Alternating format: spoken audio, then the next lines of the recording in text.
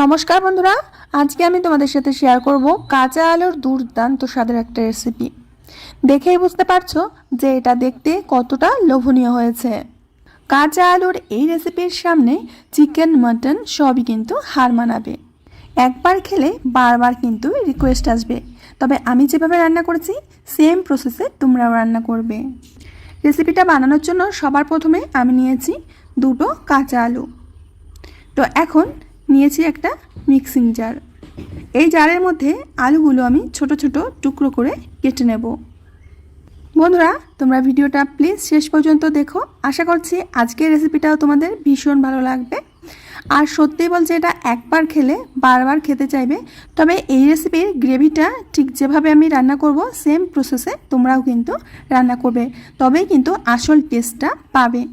তো আমি আলুগুলোকে এরকম ছোট ছোট টুকরো করে মিক্সিং জারের মধ্যে দিয়ে দিচ্ছি। দুটো আলু একসাথে দেওয়া যাবে না, যেহেতু মিক্সিং জারটা ছোট ছিল। তো আমি দুইবারে আলুগুলো পেস্ট করে নেব।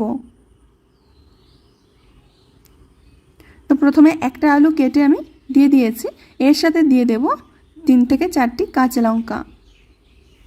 প্রথমবারে আমি পেস্ট করে নিয়েছি, তো একই সাথে দ্বিতীয় আলুটাও পেস্ট করে নিয়েছি। আলু পেস্ট করার সময় কোনো জল দেওয়ার দরকার নেই। এখন এর মধ্যে দিয়ে দিচ্ছি হাফ চামচ লবণ, হাফ চামচ হলুদের গুঁড়ো আর হাফ চামচ জিরার গুঁড়ো। দিয়ে দেবো 2 টেবিল স্পুন মতো সরষের তেল। এখন সমস্ত কিছুকে খুব ভালো করে আলুর পেস্টের সাথে এইভাবে মিশিয়ে নেব। এখন এর মধ্যে দিয়ে দিতে হবে বেসন। এখানে আমি দুটো আলুর জন্য প্রথমে 4 চামচ মতো বেসন দিয়ে দিয়েছি। বেসনটাকে খুব ভালো করে আলুর পেস্টের সাথে মিশিয়ে নিতে হবে, যেন কোনো ডেলা ভাব না থেকে যায়। প্রথমে আমি 4 চামচ দিয়ে মিশিয়ে নিয়েছিলাম, তারপরে আরও 3 থেকে 4 চামচ বেসন দিয়ে দিচ্ছি। এবার হাত দিয়ে খুব ভালো করে আলুর পেস্টের সাথে বেসনটাকে এইভাবে মেখে নেব। এরকম একটা আঠালো কিন্তু ডো তৈরি হয়েছে। এবার হাতটাকে পরিষ্কার করে নিয়ে আসছি।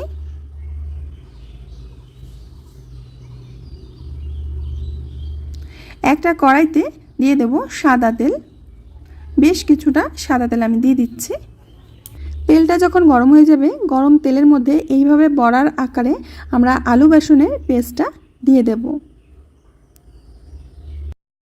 একটা থেকে আর একটা বড়া একটু ফাঁকা ফাঁকা করে দিতে হবে, যাতে গায়ে গায়ে না লেগে যায়। যতগুলো আসবে কড়াইতে ততগুলো দিয়ে দিতে হবে। এবার একটা পাশ হয়ে গেলে দেখবে যে কয়েক সেকেন্ডের মধ্যেই কিন্তু একটা পাশ হয়ে যাবে, 1 মিনিটেরও দরকার হবে না। তো একটা পাশ হয়ে গেলে এইভাবে উল্টে দিতে হবে। আর 2 থেকে 3 মিনিটের মধ্যেই দেখবে যে এগুলো ভাজা হয়ে গেছে। তো উল্টে পাল্টে বড়াগুলোকে আমি ভেজে নিয়েছি। এবার তেল থেকে তুলে নিতে হবে। খুব বেশি কড়া করে কিন্তু বড়াগুলো ভাজা যাবে না। নর্মালি 3 থেকে 4 মিনিটের মধ্যেই ভাজা হয়ে যায়, সেইটুকু সময় নিয়ে ভেজে নিতে হবে। তো একটা ব্যাচ আমার ভেজে নেওয়া হয়ে গেছে।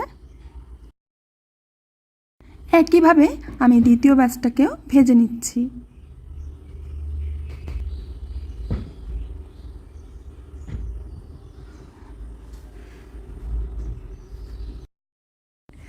এখন এই গরম তেলের মধ্যে দিয়ে দেব গরম মশলা আর দিয়ে দেব পেঁয়াজ কুচি। এখানে 3 থেকে 4টি বড় সাইজের পেঁয়াজ আমি কুচিয়ে নিয়েছিলাম, আর তেলটাও খানিকটা কমিয়ে নিয়েছি।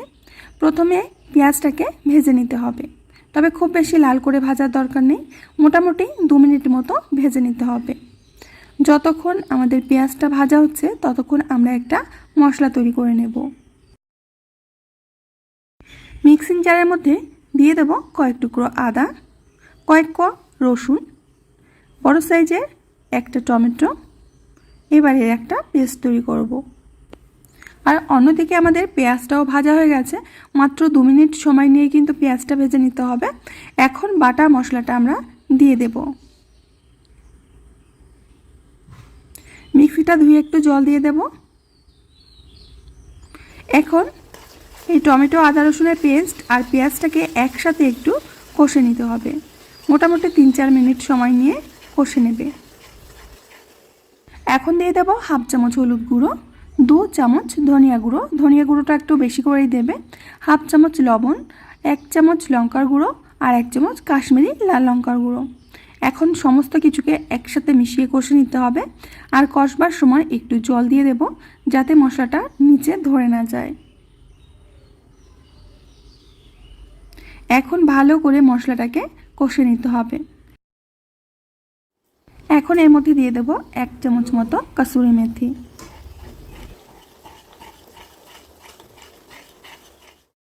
মশলা ভালোভাবে কষা হয়ে গেছে, দেখতে পাচ্ছ। এখন দিয়ে দেব পরিমাণ বুঝে জল।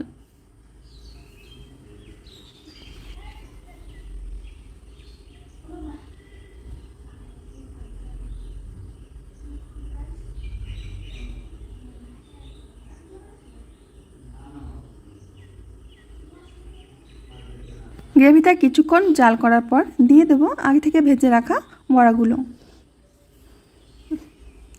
ভালো করে মিশিয়ে দেব। এখন ঢাকা চাপা দিয়ে আমরা 10 মিনিট রান্না করে নেব। 10 মিনিট পর আমরা ঢাকনাটাকে খুলে নিচ্ছি।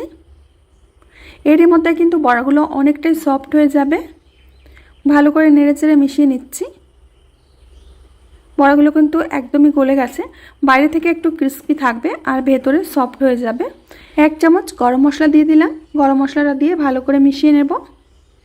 রান্না কিন্তু আমাদের প্রায় কমপ্লিট হয়ে গেছে। দেখেই বুঝতে পারছো যে এটা দেখতে কতটা লোভনীয় হয়েছে। গ্যাসের আঁচটা বন্ধ করে কিছুক্ষণ ঢাকনা চাপা দিয়ে রাখবো। তো বন্ধুরা, তৈরি হয়ে গেল আমাদের কাঁচা আলুর দুর্দান্ত স্বাদের রেসিপি।